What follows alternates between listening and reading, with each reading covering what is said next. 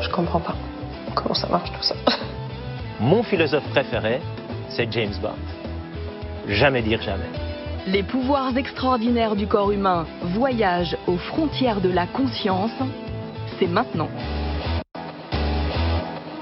L'hypnose telle que vous la pratiquez, elle est utile pourquoi? En fait, l'idée de l'hypnose, elle est assez simple. C'est comme une voie d'accès à de nombreuses choses qui d'habitude nous semblent impossibles à modifier ou à moduler.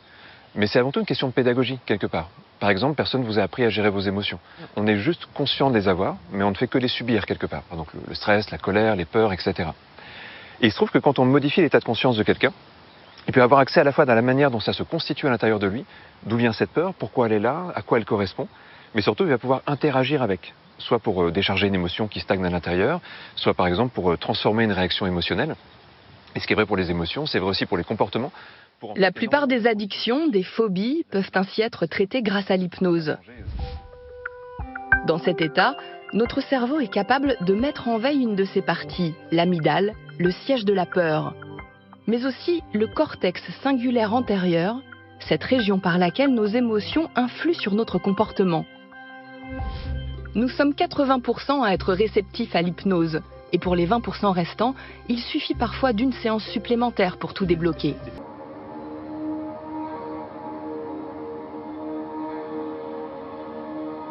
On va imaginer maintenant qu'il y a comme une sorte de somnolence dans la main. Vous êtes-vous déjà fait hypnotiser? Si la main elle s'approche du visage, eh bien, la somnolence elle va commencer à se diffuser aussi dans le visage. Elle va commencer à se diffuser au niveau de la tête, des yeux, comme si le corps apprenait à rapprocher une sensation de somnolence. Et quand la main va toucher le visage, vous allez avoir la sensation que cette sensation elle grandit à l'intérieur. Et que vous partez dans un état qui est très très agréable. C'est un des états modifiés de conscience les plus connus, dont l'efficacité est attestée jusque dans les blocs opératoires, pour minimiser la douleur et les effets secondaires. Mais l'hypnose a bien d'autres vertus. C'est ce que nous allons voir avec Kevin Finel, hypnothérapeute. Puis à un moment donné, les yeux vont se fermer. Et vous allez avoir la sensation de partir un peu plus loin à l'intérieur de vous-même. Et tout doucement, le corps va commencer à se relâcher encore un peu plus, comme si tout était extrêmement calme et extrêmement doux. Kevin discute avec Adriana et Michel depuis 5 minutes. L'air de rien, il a plongé Michel dans un état d'hypnose. Le voilà plié en deux dans une position pas franchement naturelle. Mais dans un état comme celui-là, on peut vraiment approcher une expérience qu'on aime, une expérience qui fait du bien.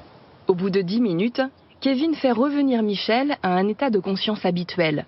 Enfin, et tout doucement, il essaie. Vous allez remonter. Comme si vous pouviez revenir vers le monde. Il aura fallu s'y prendre à 3 reprises pour que Michel revienne. Et vous allez pouvoir ouvrir les yeux en pleine forme.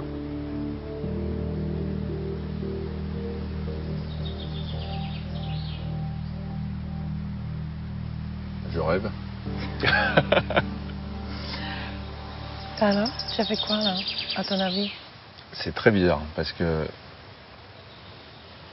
j'étais sûrement dans un état de conscience modifié, mais j'étais parfaitement conscient pendant toute l'expérience. Je sais exactement les positions dans lesquelles j'étais. J'entendais parfaitement la voix de Kevin. Je n'ai aucune notion temporelle. Je ne sais pas combien de temps ça a duré. Une sensation de bien-être, de lâcher prise, mais tout en étant très très conscient de ce qui se passait. Michel reprend ses esprits tant bien que mal. Que s'est-il donc passé dans son cerveau pendant ces quelques minutes?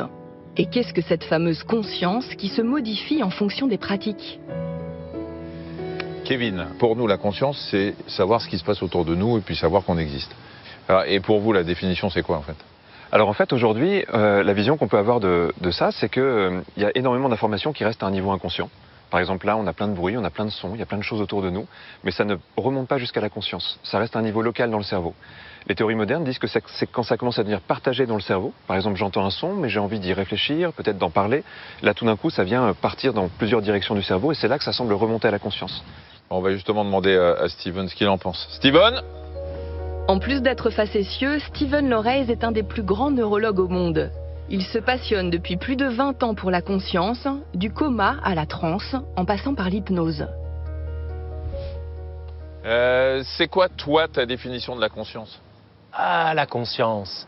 Je pense qu'il ne faut pas être trop arrogant. C'est vraiment un des grands mystères. Mais quand même, on sait qu'il y a des parties dans le cerveau qui sont plus importantes que d'autres pour être conscient de notre environnement. C'est ce réseau ici, en rouge, le réseau de la conscience du monde extérieur, sensoriel, tout ce qui passe par nos sens. Et puis, il y a un deuxième réseau très important, réseau de la conscience du monde intérieur. Cette petite voix qui me parle, qui vous parle sûrement en ce moment même, qui me permet d'anticiper. À quoi ça sert de découvrir la conscience? Ma mission comme médecin, c'est de ne pas juste prescrire des médicaments ou des interventions, mais de faire appel à ce pouvoir de l'esprit qui est vraiment sous-exploité et qui peut, je pense, nous aider beaucoup et qui est complémentaire évidemment à tout ce que la médecine classique nous a à offrir. Merci Steven. De rien, je rêvais, tu sais, on maîtrise pas ses rêves. C'est ce qu'on appelle les états de conscience modifiés. Je suis conscient d'être là et en même temps, je suis pas là. Ouais, c'est ça. Non, mais en même temps, on connaît tous ces états-là. Hein. C'est quand tu bois trop d'alcool, quand tu rêves, quand tu fais l'hypnose ou méditation, c'est ça? C'est qu'il y a de plus en plus de scientifiques qui s'y intéressent. Hein. Et quand c'est bien contrôlé, bien maîtrisé, là, ça va ouvrir des perspectives thérapeutiques immenses. Ah ouais, comme quoi, par exemple? Lutte contre le stress, contre l'anxiété, la dépression, les phobies, les addictions. Non, mais là, tu me parles d'une vraie révolution à venir. Ah oui, mais tu sais que les plus grands centres de neurologie au monde s'y intéressent. D'ailleurs, en parlant de neurologue, on en connaît un, Steven Lorraise, tu te souviens? Un coup, cette impression de pouvoir respirer pour la première fois de ma vie. Et c'est le début du plus beau jour de ma vie, quoi. Leur vie a basculé grâce aux états modifiés de conscience. Ça a commencé avec la capacité de sortir hors de mon corps. Je me suis dit, je suis fou, tout de suite. Pour moi, je pense qu'il y a un coup de pouce de l'invisible. Ouais, il y a un coup de pouce de mes copains de l'autre côté, quoi. Ça, c'est sûr. Hypnose, expérience de mort imminente, sortie de corps. Qu'en dit la science? Je suis profondément cartésien et scientifique, mais il y a des choses que j'ai vues et que je ne comprends pas. Nous vous parlerons aussi d'EMDR pour venir à bout des traumatismes. Je suis moins prise à la gorge. C'est pas une technique pour les petites natures, c'est-à-dire qu'il faut être prêt à revivre les choses. Et des champignons psychédéliques pour lutter contre la dépression. C'est une nouvelle vie qui commence, oui, une renaissance. Comment ces états modifiés de conscience peuvent-ils contribuer à nous guérir? C'est très certainement des médicaments du futur. L'apnée, c'est une gymnastique mentale, c'est une invitation à juste travailler son intention. Si on ne le fait pas, c'est un rendez-vous avec l'histoire de la science qui sera manqué. Ce soir, des expériences qui vont bouleverser toutes les idées reçues. Elle dit qu'il n'y a pas eu de revoir.